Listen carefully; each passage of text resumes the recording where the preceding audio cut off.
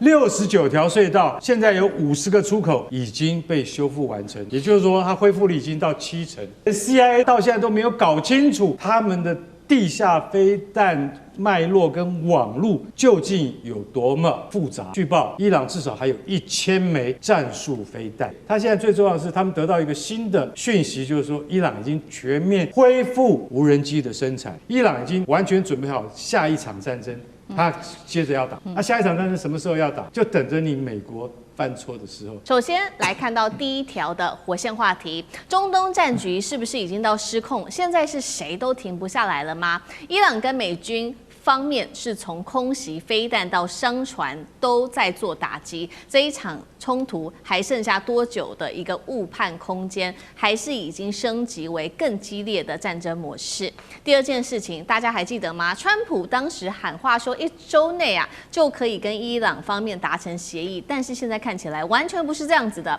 戰場大家互相飛彈互射，地下基地已經在伊朗的方面快速的復原了。美方是不是又再一次低估了中東火藥庫呢？第三件事情，現在呢，川普要阿曼選邊站了，但是其實呢，阿曼不一定得這麼依靠美國，因為呢，他另外一方面跟中國大陸深度的綁定，這個原本的中立的調停者會不會成為下一個大國角力的破口，改寫整個波灣的戰略平衡？今天就這些議題，我們會一起來做關心。中東局勢，我們要趕快來關心到的是火線，本來只是一些局部零星的衝突，但是現在看起來變成了美伊之間的連鎖報復行動。我們趕快看看他們做了哪一些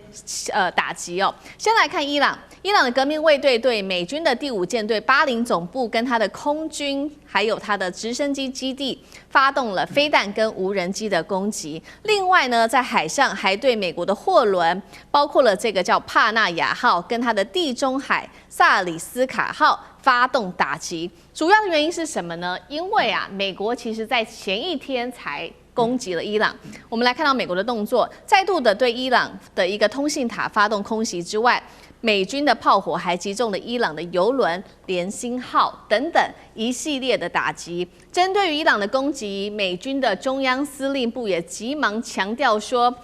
目前為止呢，其實不用太擔心，已經成功攔截了所有來自於伊朗的飛彈跟無人機的攻勢。但是現實是包括了看到巴林、科威特等多地一直不斷的響起各種的警報。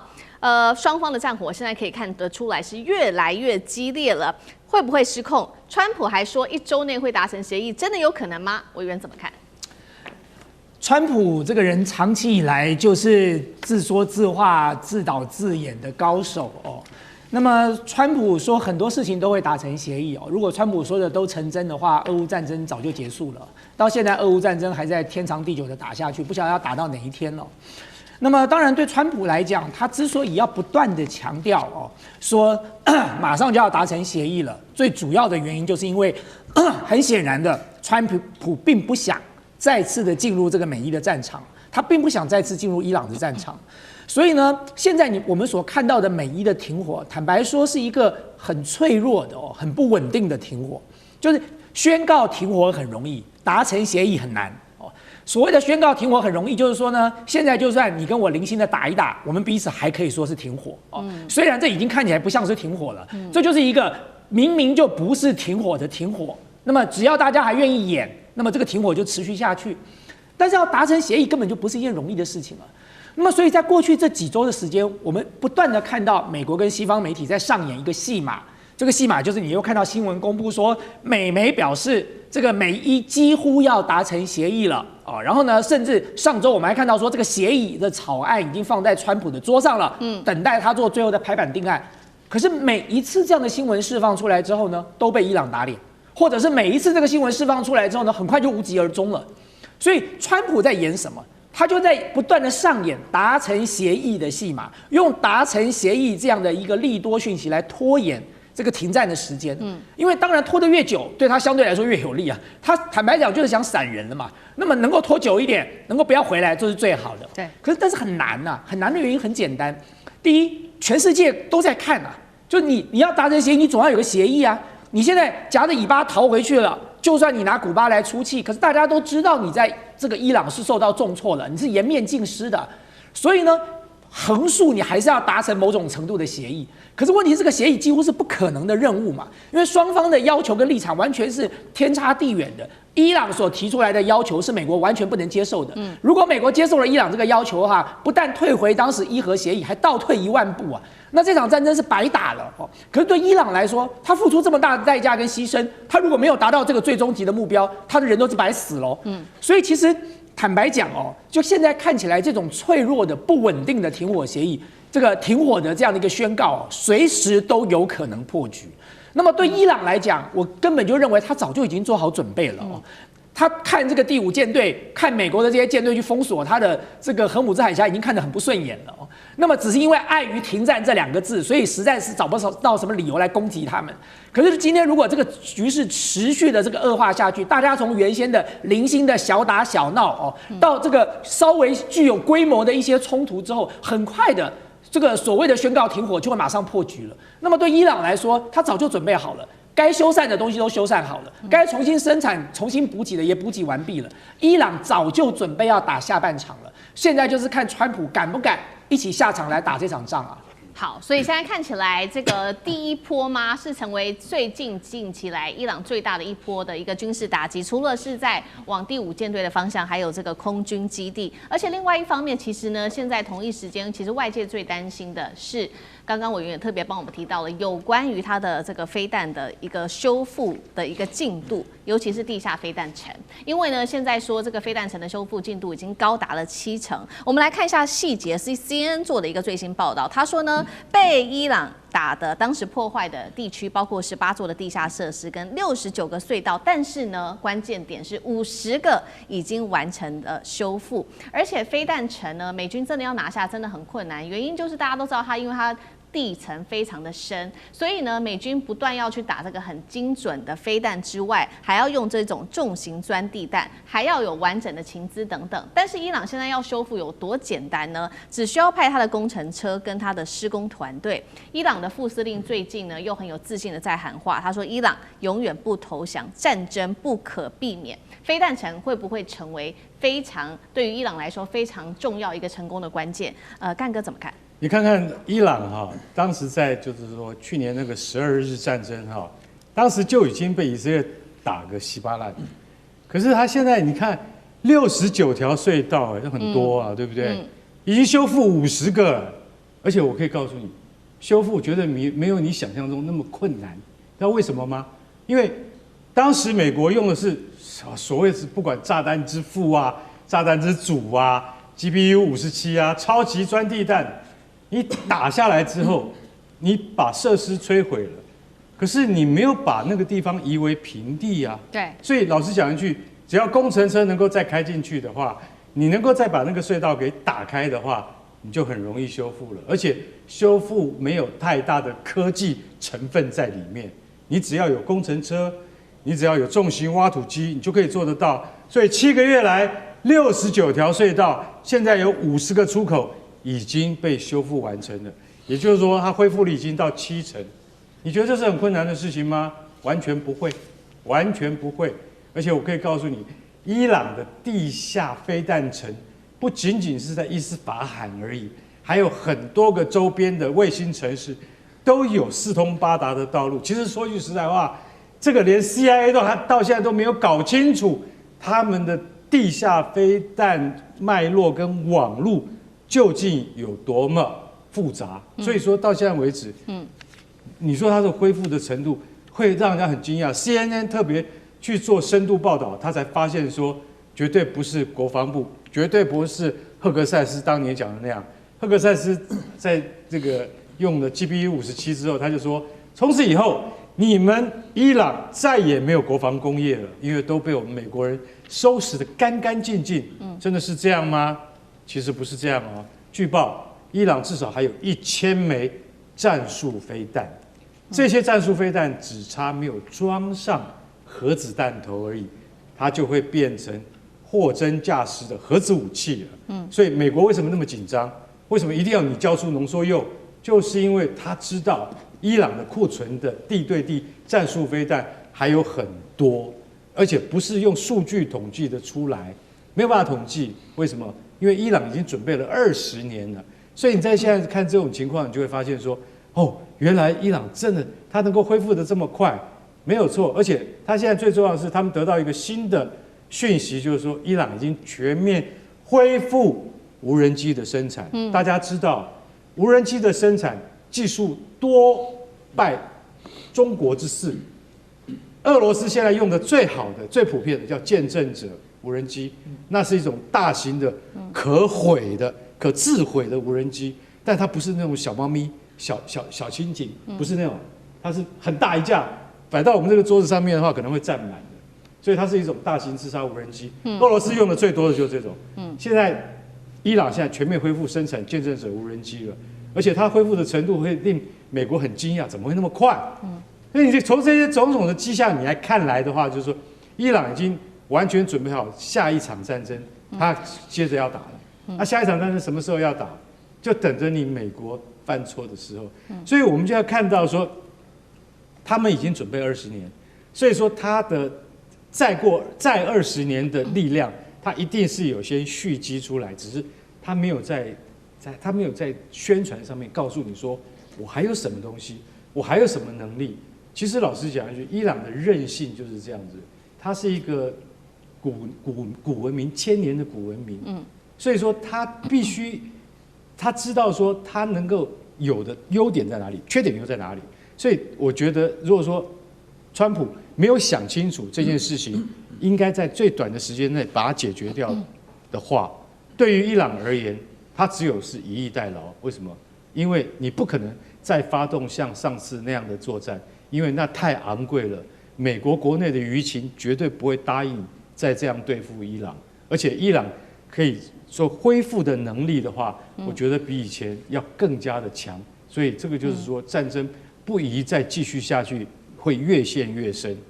好，所以隨着看到這個伊朗的飛彈跟無人機現在恢復大規模的做生產，美國當然很緊張了，希望能夠趕快的做和談。那他現在的重點是說，到底和談有沒有望？那他把這個問題也怪在阿曼的身上，想說，你阿曼到底在搞什麼？搞什麼鬼啊？為什麼到現在還沒有辦法處理好有關於這個美伊之間的和談問題？所以呢，他要求阿曼，你這個時候要選邊站，因為他開始懷疑呢，阿曼是不是有在協助伊朗，包括對於荷姆茲海峽收取通行費，傳出美國還要阿曼直接跟伊朗斷交。那這一次阿曼會不會這麼聽話呢？大家也在猜，原因是因為其實近年我們可以看到阿曼跟中國大陸的關係越來越好，包括在彼此在經濟上面的綁定。尤其是在2016年，當時簽署了一個是杜庫姆港50年的合作協議，中方的投資金額也非常大，高達了100億美元。美方情報單位現在擔心的事情是，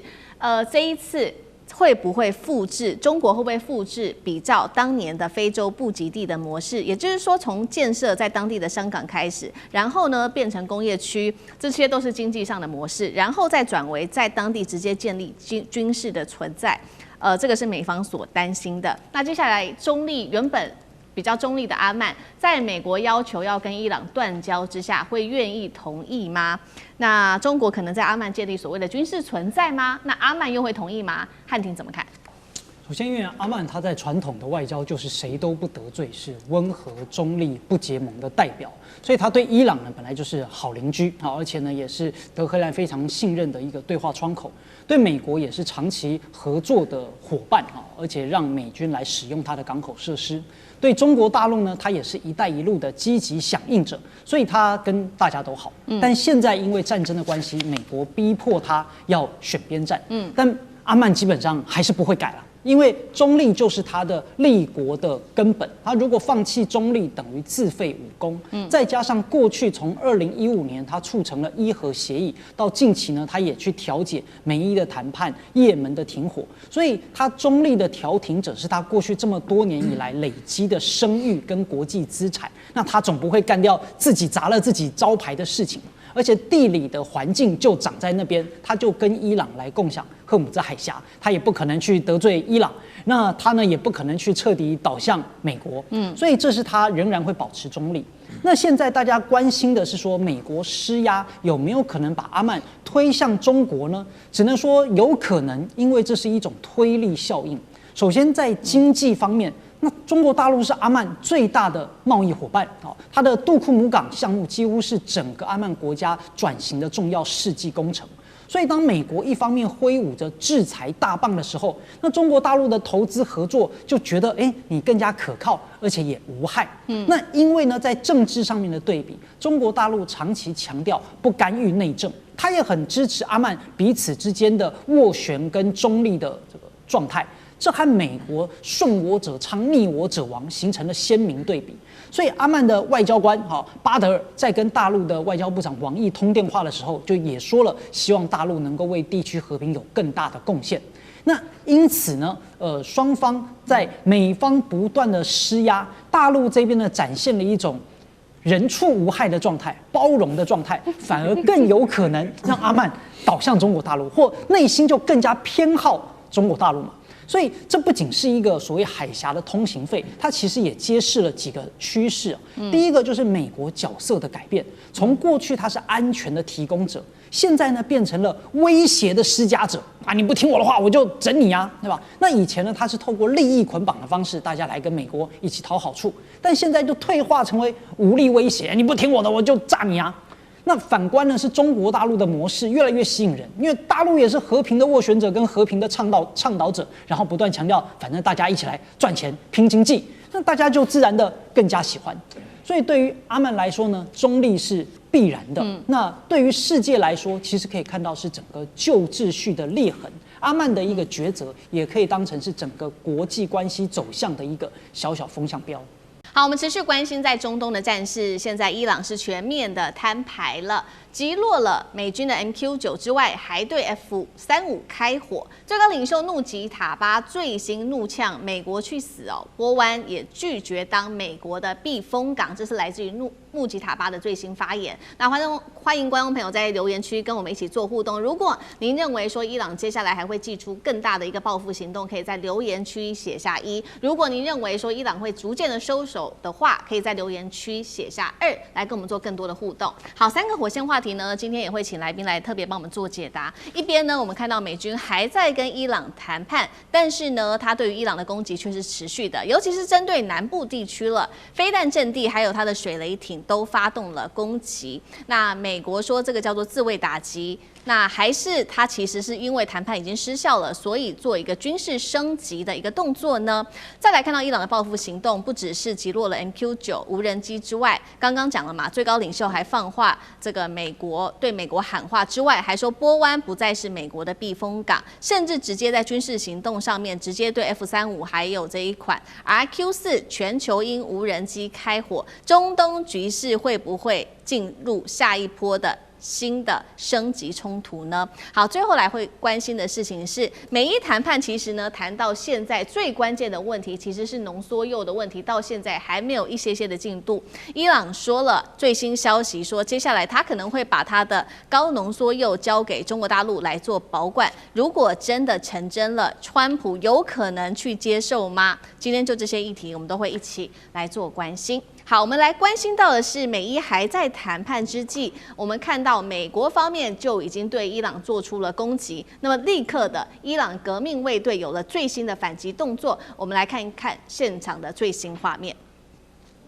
好，這個是伊朗的革命衛隊強烈的反擊，高調宣布擊落了一架美軍的 MQ9 死神無人機，還直接公開了這一段擊落的畫面。除了剛剛我們看到的 MQ9 死神無人機之外，伊朗的反制動作還包括了這個對 F-35還有這一款無人機來做射擊、做開火。那穆吉塔巴現在是持續的喊話，他說呢，波灣不再是美國的避風港。那麼外界也解讀說，接下來談判是會繼續進行的，但是伊朗的對的報復絕對不會退讓。那一開始節目怎麼請華幹哥來幫我們看？伊朗他不斷的強調要做對等報復，然後呢他又去擊落了 MQ9。現在大家把它視為說，難道只是一個前菜嗎？接下來還會有其他的軍事動作嗎？幹哥怎麼看？美國前一天才剛剛這個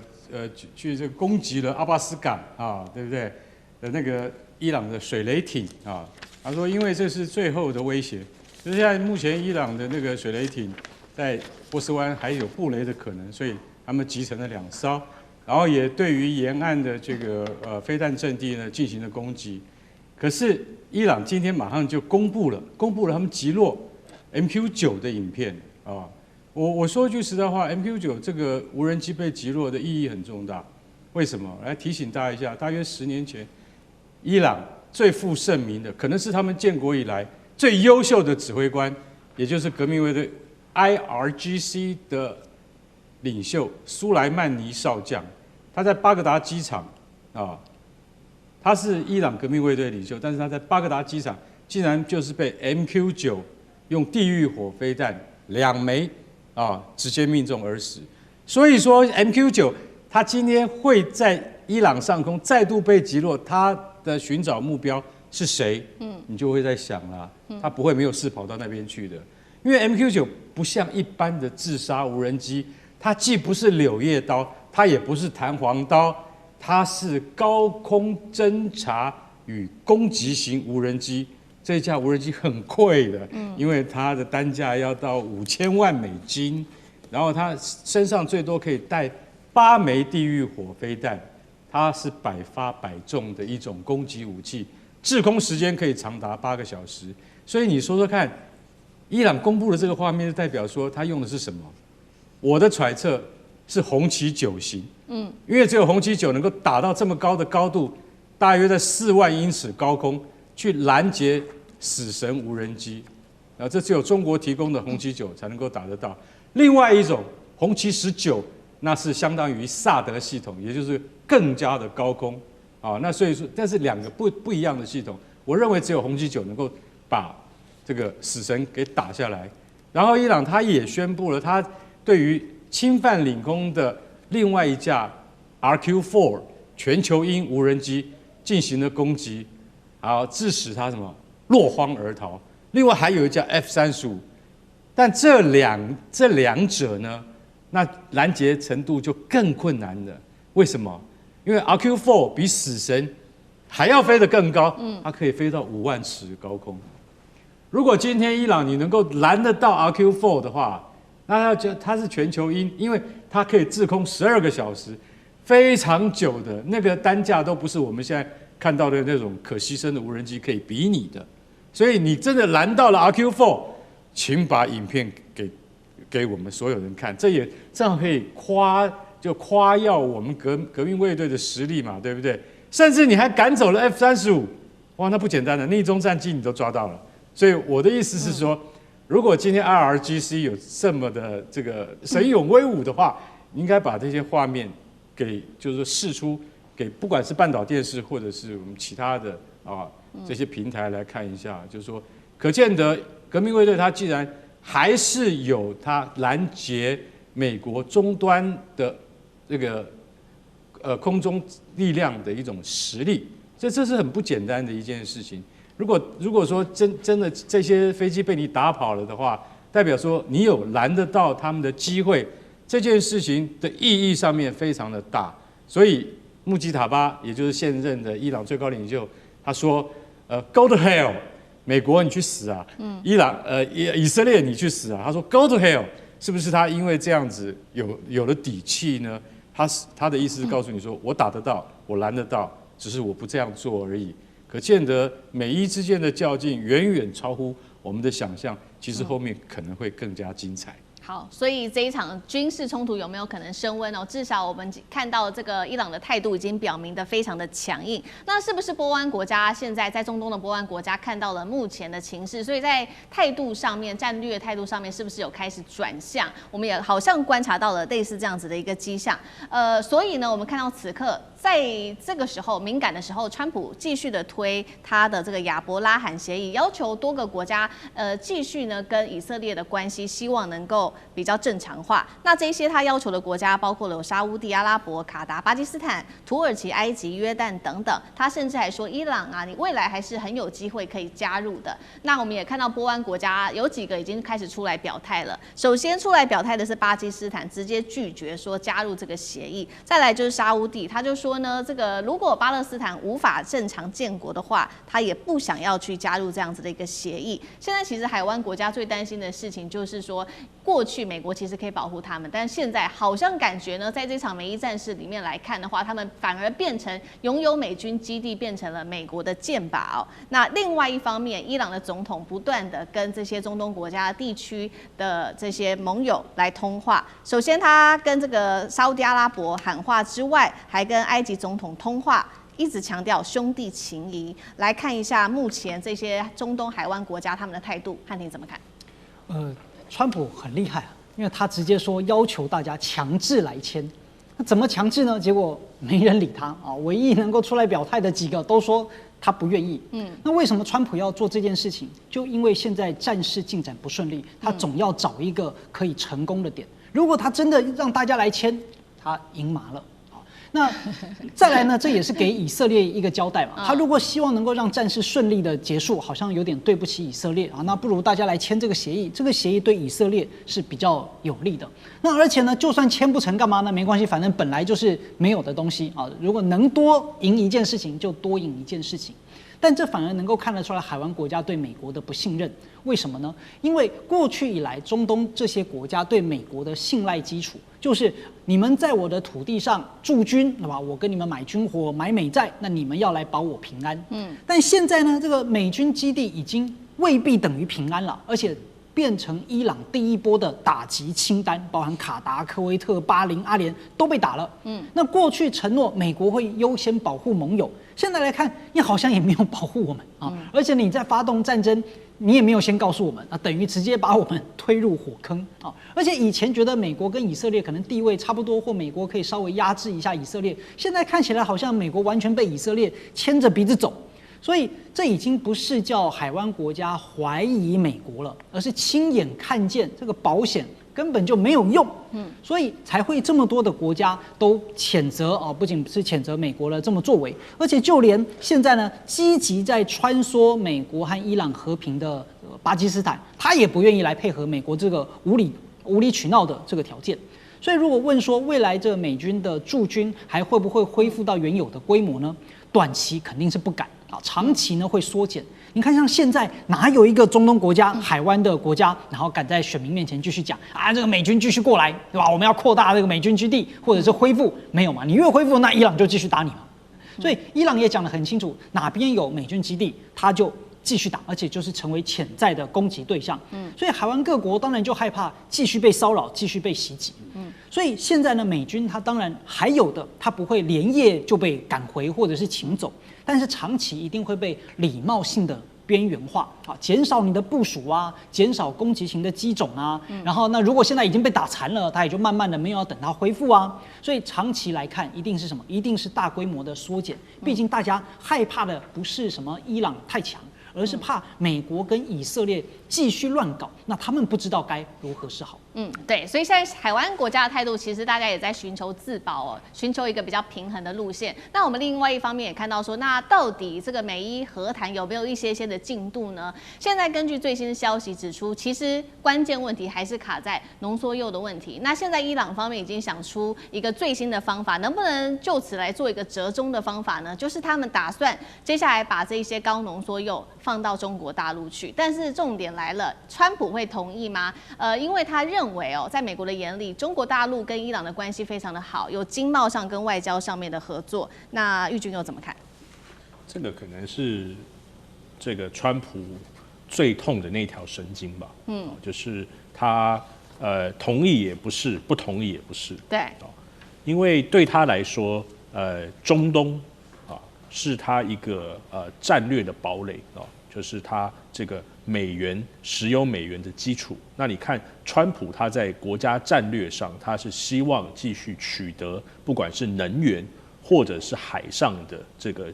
choke point 啊。所以在他的這整個邏輯裡面呢，他希望跟以色列合作是一個，然後自己國家的利益是一個。所以他現在選擇的是什麼？一條路是伊朗繼續發展核武，這個相信是美國最不能接受的。第二條路呢，是他如果選擇不跟中國合作，就是說不讓中國進來介入做這個武力擔保者或者和平擔保者，那這個以色列的看法是，如果你跟中國合作，我就會反對你；但如果你不跟中國合作，俄羅斯有沒有這個實力進來做？因為之前的 JCPOA 是俄羅斯做這個擔保人嘛，所以川普還要回去看他自己國家的戰略到底是什麼，他到底要去持續他在選前講的這個聯而治中，還是他認為他這個亞洲重返亞洲到底是不是他一個重中之重？所以我相信他這個騎虎難下，但是這個虎是他自己騎上去的，就是他沒事去惹伊朗，到底是為什麼呢？因為這個伊朗它只差一次的核心轉離，它的這個技術就可以變成武器，它可以發展6到10枚的核子武器，而且它的核子武器全部都已經地下化了。地下化就是說，你很難在伊朗不配合的情況下，把這些不管是濃縮鈾或者是核子武器拿出來，除非你是大軍入境嘛。好，所以這個伊朗希望跟中國合作，其實也不是今天才有啊。2021年他們就簽了這個在2020年、2025年簽的經貿戰略這個合作協議。中國也投了將近4000億的美金在伊朗，然後呢，他們現在等於就是中國，它不只是它的戰略軍事，也是它的經濟氧氣筒啊。而且中國在中東呢，我們剛才聽漢庭講，就是美國在中東有一些國家開始不相信它，不是單一的不相信美國，它因為還有另外一個中國進來，中國它跟這個沙烏地阿拉伯。之前沙烏地阿拉伯跟伊朗的衝突，中國進來做調停者，所以中國在這個中東地區，它是有它的一個這個大家對它的信任感。那再來就是這些國家現在對於川普都極度的不信任嘛，也不知道說川普後的美國會不會繼續的延續它這個阿拉伯漢這個協議哈。所以美國在中東的能力實力是急劇在下退的。那以色列會不會因此看到這個狀況之後呢，就跟美國的這個利益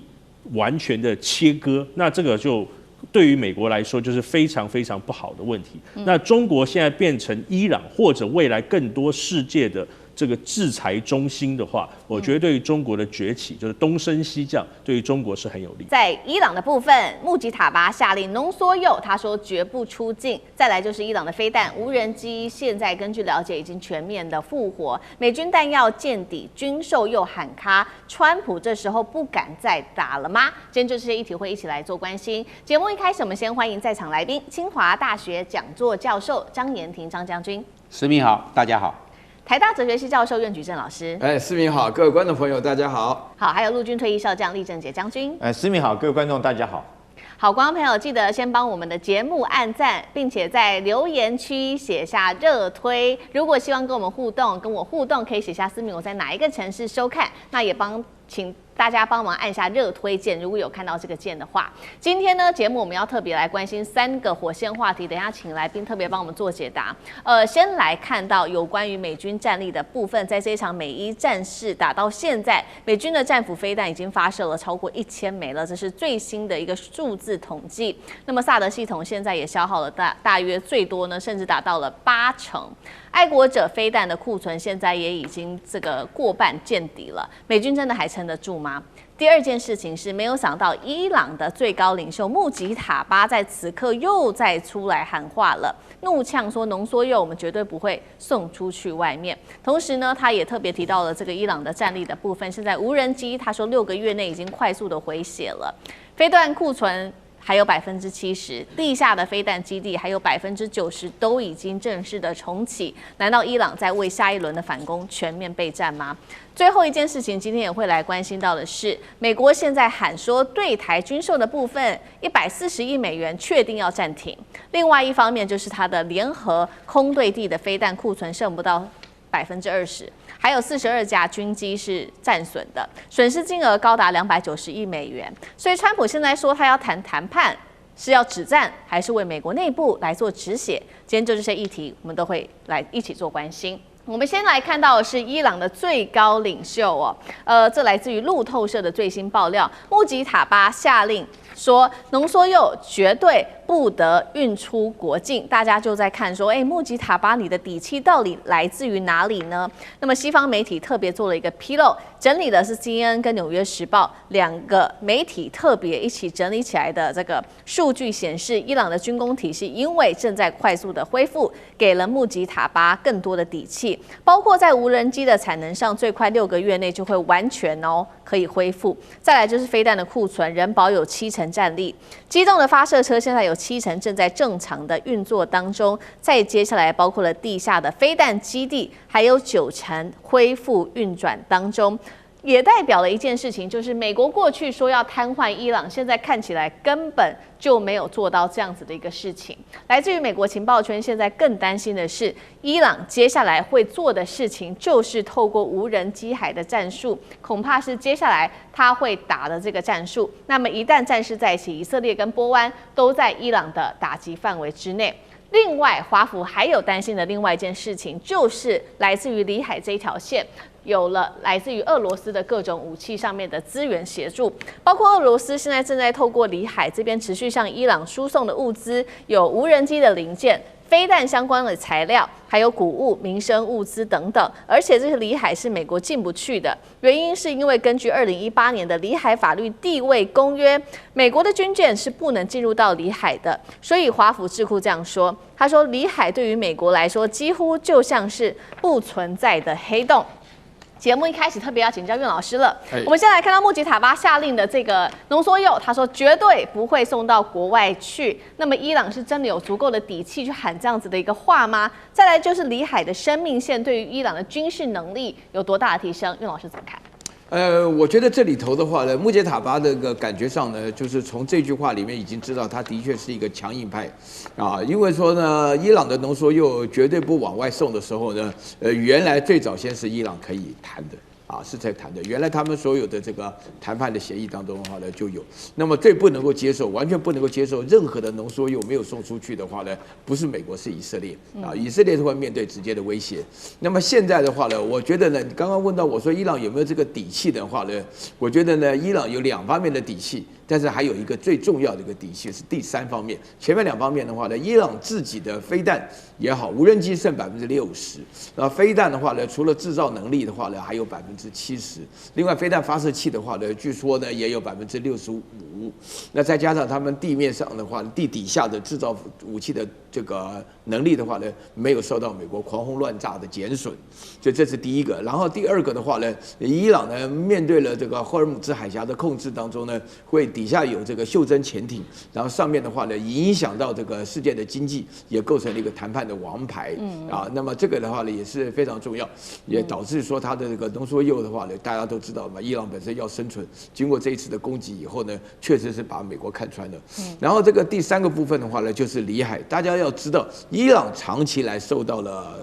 這個俄羅斯的那個軍火上的提供啊，其實原則上來講還不是中國了啊，受到俄羅斯的資源比較多。那地圖一打開看呢，里海跟那個伊朗之間是有直接通行的啊，這個感覺上也比較接近。所以說呢，對於這個伊朗來講的話呢，這個情況如果武器源源不絕的話呢，這個最重要的，我覺得不管怎麼講，伊朗跟我們一樣，都是看穿了美國不敢打地面戰啊，以色列倒是很帶種。啊，納坦雅胡講說，我們就要幹啊，就要幹。那問題是說，以色列講說，如果我們單獨幹的話呢，沒什麼勝算，把美國拉下來的話呢，如果美國全國人都不活了，一起幹的話呢，說不定還有贏的希望。但是以色列的話呢，能不能夠控制美國，就看以色列的這個 lobby 的力量啊，就是一個 AIPAC 的他們在這個美國的游說的力量，看能不能夠讓這個川普回心改意啊，因為這個的確是一個非常重要的時刻。至少我們知道，伊朗目前已經看穿了美國。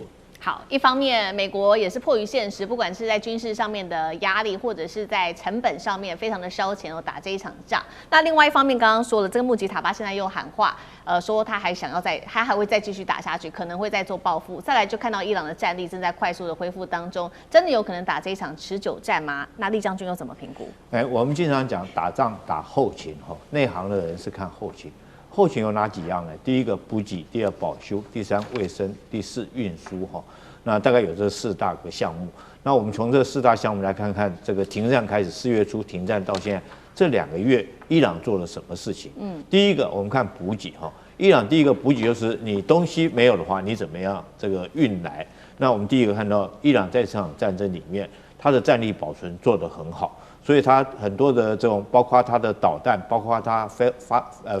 這個導彈的發射架哈，甚至於無人機，我們都知道它儲存在它的洞窟裡面。那美軍對它轟炸大概只是炸到洞口而已，對裡面的設施影響都不大。所以第一個哈，在這個方面來講，它自己本身因為在這個1個月的戰爭期間，它原來戰力保存得很好，所以損失的不大。第二個，我認為說是就我們剛剛講的，包括到俄羅斯可以透過里海。對它利用這條運輸的路線，持續對它提供這個軍需的資源，當然包括到糧食的資源哈，因為補給裡面就包括糧食，我想說包括糧食，包括那油料是它自己本身都有的了哈。那彈藥來講的話，是不是俄羅斯從這個運用里海可以提供給他？那中國在這方面到底有沒有幫忙？我們現在不敢講，中國是否認的。可是你知道有些東西是軍民兩用的物件，譬如說製造無人機所需要的晶片或者導彈所需要的這種零部件是軍民兩用的。那在這方面哈，伊朗有沒有可能借着民用的名義進口，然後將自己改裝成軍用？那第二個我們講說保修哈，這個戰時的時候一定會遇到戰損，就是武器裝備可能會被炸壞或損壞。你除非說是100%被這個毀壞了，不然的話我們通常都要講究維修的能力。如果說你就像是一輛戰車，如果說你有維修能力的話，它可能損失了20%，你很快維修完，它就是一輛可以這個作戰的工具。但是如果你沒有維修能力，就算是戰損，只是掉一個輪胎，你這個武器你就不能使用。但我相信伊朗自己本身來講的話，它因為長期被美國制裁跟封鎖，所以它自己有自己的軍工體系。我們看到包括到無人機，包括到這些導彈，甚至於飛彈發射架哈，甚至於無人機的發射架，幾乎都是他自己生產的。所以他自己有能力生產，他當然有這個人才可以做維修，所以他將他戰損的東西利用這2個月做好維修哈。那之所以說醫療方面，我觉得伊朗這個國家哈，這個平常講，他跟美國比較起來，美國比較怕死，他打這場仗還真的不怕死。我們看到他後續所謂組織了這個上百萬人的這個保護他們自己基礎設施的這些人力來講的話，可見得在這方面來講的話，他的精神戰力是遠勝於美國的。所以基於以上幾點，我認為哈，這個停戰的這2個月，這個伊朗是不斷的利用這2個月時間哈，這個他不斷的不管是維修他自己的裝備啊，或者是生產他自己裝備，我覺得他現在又達到一定水準。可是反觀美國這2個月，我覺得可能川普在忙於其他事情，那美軍的彈藥不是這麼快就能夠生產得出來，他們都屬於高價值的這種高性能的武器，那絕對不是短時間能夠做得出來。所以在這個後勤方面，我覺得伊朗遠勝於美國。這也就是為什麼這個納坦雅胡現在非常擔心，怕美國抽腿不再打這場仗啊，美國也有可能抽腿，因為他後續發現他的後勤能力比不過伊朗。好，剛剛將軍也特別幫我們提到說，確實現在美國的這些高價值的武器因為被快速的摧毀當中，對於美國來說造成了非常大的一個壓力。那我們也來看到到底有哪一些高價值的武器，這當中包含的就是這一些美軍的彈藥消耗的狀況，實在是非常的驚人。來看一下具體的數字，戰斧飛彈發射了超過了1000枚那麼薩德消耗了大約50%到80%，愛國者飛彈消耗了過半。那麼其他像是隱形長程巡弋飛彈庫存剩不到20%，連本來要軍售給台灣的140億美元的軍售，現在也確定了，因為中東戰事的關係太需要這些武器了，所以呢，對於台灣的軍售的部分是暫時擱置、暫時停止的。那麼我們來看到花了多少的錢，因為這一次從這個美伊戰爭打到現在，一共呢根據統計，42架軍機受損跟擊毀，所以燒掉的成本是高達了290億美元。注意了，這個數字還不包含其他項目，像是中東基地有損害啊，部隊要重新部署，還有後續飛彈的補充跟軍備的支出，這一些項目都是非常燒錢的。也難怪現在川普不想打了嗎？那張將軍怎麼解讀？美國這個彈藥庫存急劇降低，有3個非常重要的因素。第一個，我們要看烏克蘭戰爭了，打了第5年了，很多的這